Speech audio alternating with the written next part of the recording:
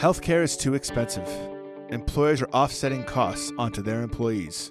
Who will make health benefits affordable for hardworking Americans and their families? You will. This is the Empowering Plans Podcast, a show dedicated to helping you once again emphasize the benefit in Benefit Plan. Now prepare to learn, plan, save, and protect with the FIA Group. Hello, everybody. Welcome to yet another episode of Empowering Plans with the FIA Group. I am your Executive Vice President and General Counsel, Ron Peck. And to my right, the incomparable, the amazing, the unstoppable Brady Bizarro. How you doing, Brady? I'm swell. How are you, Ron? Swelling? Are you sick? No. Don't worry. Okay, I'm getting... Don't quarantine me. All right. I'm getting a little panicked. All right. And speaking of people who are sick all the time and certainly worth worrying about, to my left is the triple threat, the triple P, the man, the myth, the legend, Pat, the podcast producer, Santos. All right, so speaking of things that are maybe going to make you feel a little ill, we're going to talk a little bit about the last two Democratic presidential debates, one of which was in one of my favorite places in Nevada, out there in Vegas, right? This is one of those situations where I bet you wish what happened in Vegas stayed in Vegas, but unfortunately this was televised nationally. A lot of people are really enjoying what they saw for an entertainment factor, but as far as actually feeling good about the future of our nation, maybe less so. But again, if you were just looking at it for some entertainment, you got your money's worth. It was a little bit pay-per-view. I actually heard that some people felt it was a little bit more engaging and violent than the Wilder Fury fight. But anyway, and the other that actually just took place down in the South Carolina, I felt maybe a little bit less violent, but no less contentious. And certainly it almost feels like before every debate these days, Brady, they're pulling straws, and whoever pulls the short straw, the others all agree that they're going to attack that person. In Nevada, there's no question that poor Mayor Bloomberg pulled the short straw there. And in this recent one, our friend felt the burn. Bernie definitely was the target this time. So, round robin, I'd be curious to hear who you think will be the next target of the gang. But we're going to talk a little bit about what was said, what we can kind of parse out from it, how it impacts our industry, the health benefits industry in particular, and maybe just share a few laughs, Brady. So let's get going. So one thing that I want to point out, I was actually just recently published in the Benefits Pro magazine, right?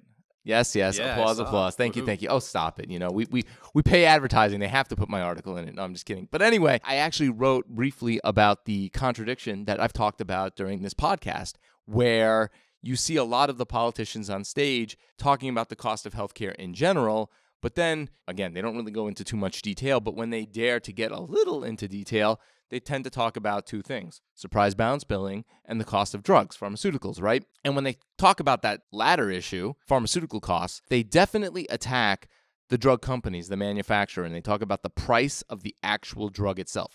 They don't care about who's paying for it, whether it's you paying out of your pocket or you using insurance. In one case, insurance is paying for it. In the other case, you're paying for it. It doesn't matter who's paying for it. Whoever's paying for it is paying too much because the price of the actual care is too high. But when they talk about surprise billing and inpatient costs and hospital costs, they don't talk about the price of the care.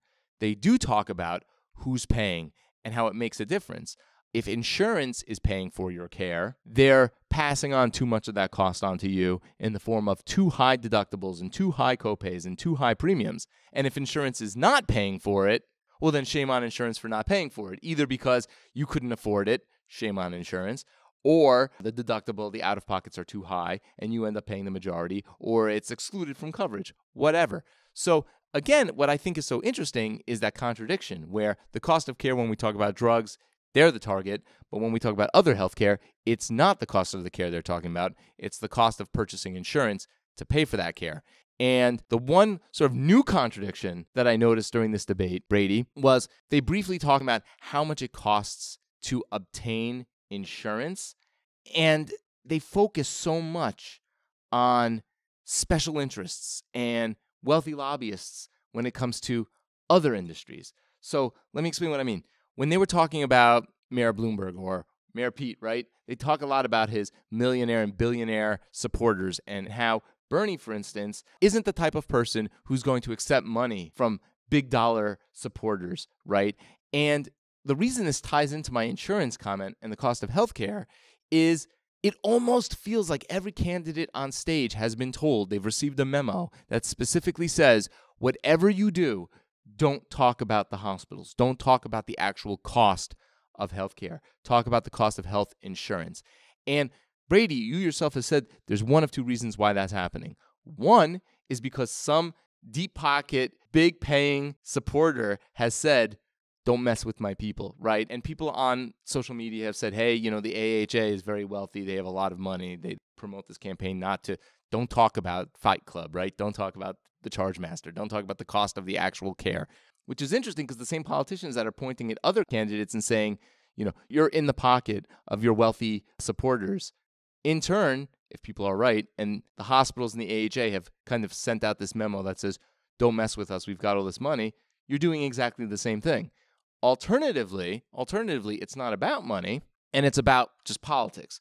People hate drug companies. People hate insurance companies. They're these for-profit people wearing these, starch suits. They're easy to be the villain, right?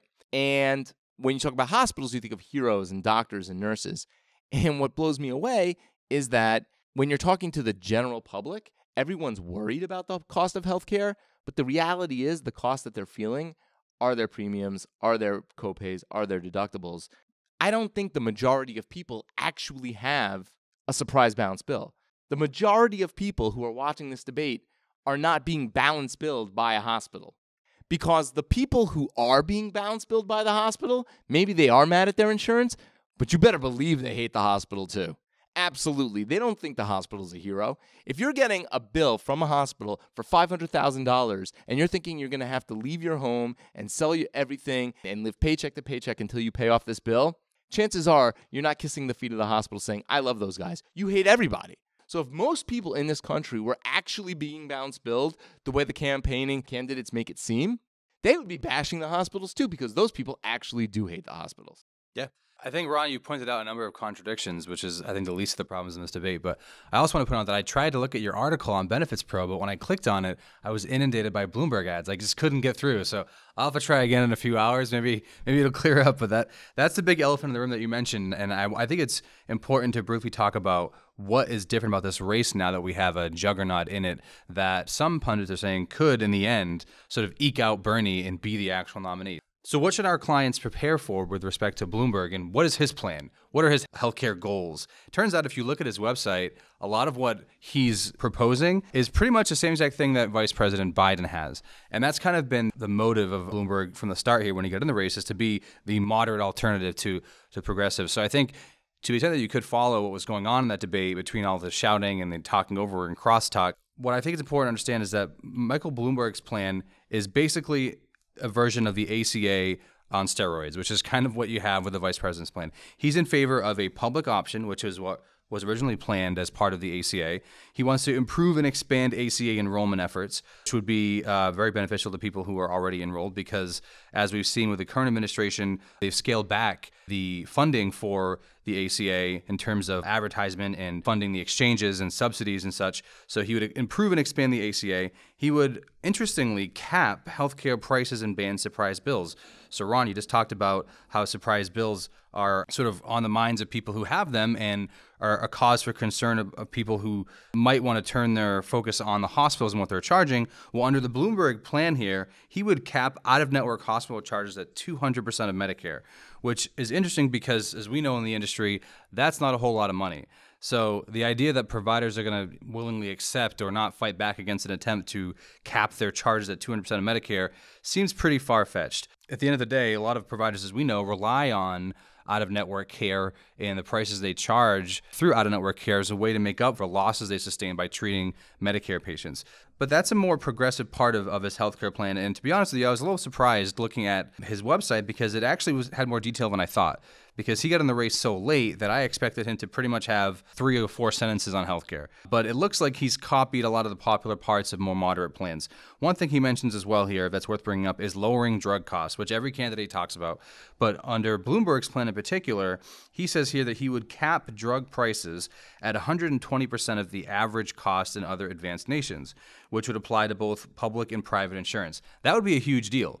And when we're talking about efforts ongoing now, both in Congress and potentially by the executive branch to lower drug costs, you really have seen actual opposition to attempts to outright cap the price. But under Bloomberg's plan, that's what you would have. The last thing he has here is protecting access to care for those in rural areas, which is another important component of a lot of plans you see, because as many in our industry know as well, a lot of hospitals that exist in rural areas struggle to stay open because they don't have as many patients, they're not reimbursed as much, generally speaking, and it's very expensive to run a hospital. So under his program here, he would a model that would ensure that these rural hospitals receive a higher percentage of payments than those in urban centers, and that I think would help them to stay open. But none of this, of course, came across in the debate or the last two debates because it really devolved into a fighting match, right? Criticizing Mr. Bloomberg and the special interests that he represents and the money involved.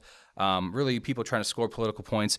And what was unfortunate for me and sort of disappointing was to the extent that healthcare was discussed in these debates, I think it was a rehashing of things that we've already heard, right? It was more critique about Medicare for all and how it's going to be paid for, or, kicking people off their employer-sponsored coverage, all good arguments and things that should be debated, but I'm not sure that the actual needle was moved either way. We've heard the same answers from the candidates. We know that, Mayor Pete has a Medicare for all who want it, which is sort of like a more politically advantageous way of promoting Medicare for all by appearing to be more moderate. We know that Senator Warren has basically the same plan as Senator Sanders, said that she's showed how she's going to pay for it. One thing I think we should do, though, in this podcast with the remaining time we have left is one thing was new that was mentioned in the latest debate in South Carolina by Senator Sanders when he was challenged about how he would pay for Medicare for all, which by government estimates and independent estimates could be anywhere from $40 to $60 trillion over 10 years, which is a lot of money. What's new in Senator Sanders' response to this critique, though, is he's referencing a study by Yale University researchers in which they show that Medicare for all would actually pay for itself and potentially even save more money in the long run. And again, being Yale researchers, these people are very well respected. It's in the weeds in terms of policy. But basically, I went through the highlights of this study to see exactly how they think or what they're assuming in order to claim that Medicare for all would actually pay for itself. And so I've outlined a few things, and I'm going to write a blog about this as well, so be aware and look out for that, and it'll probably come up on our webinar as well in March. But just from a high level here, one thing that caught my eye immediately is they reference in the study how $219 billion would be saved in, quote, administrative savings, because as they note,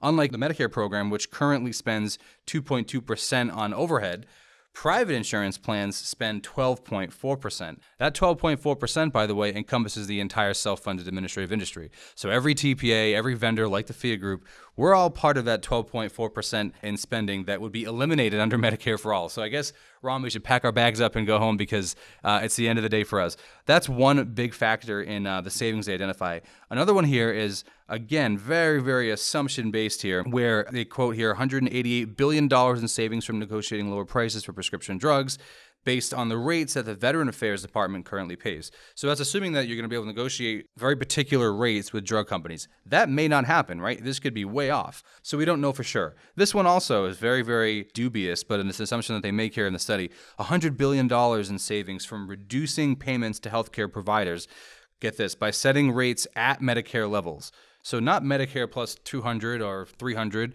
or 400, but literally at Medicare levels. So the idea that providers are going to accept Medicare plus zero, right, actual Medicare reimbursement rates seems pretty crazy. But that's what they're assuming in this study to account for $100 billion in savings, which to them gets them to pay for Medicare for all. So there's a number of things in the study that, again, they're not impossible to happen, but as we've discussed in previous podcasts and even a bit today, there's a big pushback from the provider industry. No one seems to want to be critiquing them and the reimbursement rates that they're currently getting. But this study from Yale, which again is generally speaking well respected here, it's called the Lancet study, makes a number of assumptions that I think has bolstered Senator Sanders' position. So one thing that I think you'll continue to hear as we move forward in the calendar, and we've got a lot of things coming up in terms of primaries and a lot more debates as well, I think you'll see this study relied on more by the senator if, in fact, he keeps his front-runner status, because his primary position on healthcare is, of course, Medicare for all.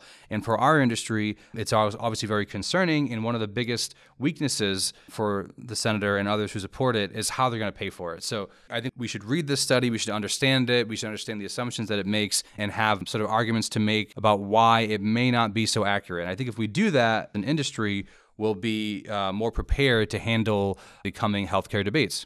Guys, we're out of time. We got to say goodbye. Listen, it's not over. There are going to be more debates, more campaigning, a lot more to talk about. So when we're not trying to fix the system and identify ways to cut costs on things like dialysis and specialty drugs and talk about cool things like subrogation, we could always fill the void with some political talk. Can't wait. Just like Thanksgiving dinner. So on behalf of myself, Pat, Brady, the entirety of the FIA Group, thank you so much for listening and empowering your plans with the FIA Group. Have a good one.